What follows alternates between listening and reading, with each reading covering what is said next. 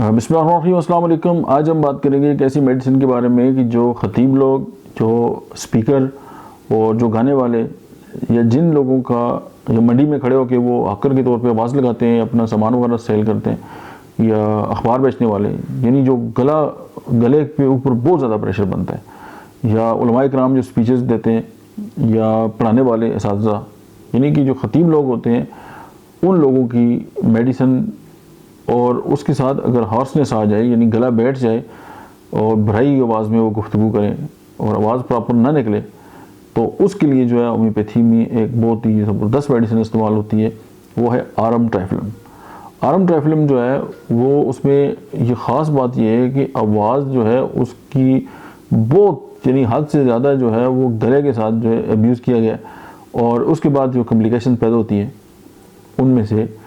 ایک one of the best جو medicine استعمال ہوتی ہے وہ یہاں پہ ہے۔ اور اس کے ساتھ جو باقی انڈیکیشنز ہیں، ناک سے پتلا اور تیزابی جو پانی ہے اس کا خراج ہوتا ہے، مطلب ہے کہ ہونٹ، حلق، زبان وغیرہ وہ ریڈ ہو جاتی، اور اس میں سرخ بخار ہو گیا، ڈفتیریا ہو گیا، منہ کا پکنا ہو گیا،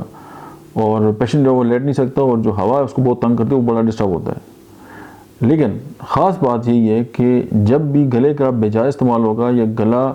گلے کے اوپر بہت زیادہ جو ہے وہ زیادتی کی جائے گی، تو آپ پھر آرم ٹرائفلم کو استعمال کریں گے۔ اس میں ہونٹ بھی پھٹے ہوتے ہیں اور ان سے بھی خون کا خراج ہوتا ہے،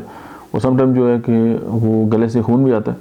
اس کے علاوہ ہارسنس کے لیے موسٹ پرابل یہ ہوتا ہے کہ گلے کے اندر کوئی گلٹی بن جاتی ہے،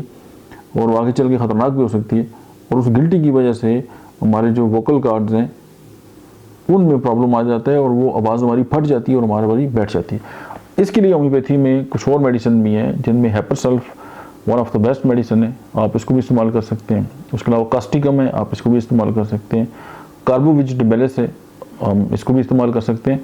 پچھلے ایک ہفتے کے دوران جو ہے وہ میں نے 2-3 پیشنٹ اس طرح کے دیکھے، اور اس میں ہم نے ان کو بڑی کامیابی کے ساتھ استعمال کیا ہے، اور جو آواز بیٹھی ہوئی تھی وہ ابھی دوبارہ ٹھیک ہو گئی ہے۔ تو آپ اس کو پڑھ لیں مٹیریل میڈیکا میں، اور اگر آپ کے پاس اس طرح کے پیشنٹ آتے ہیں تو آپ ضرور ان کو ٹرائی کریں، اور جو مریض ہے اس کی زندگی میں کچھ نہ کچھ بہتری لانے کی کوشش کریں۔ Thank you very much.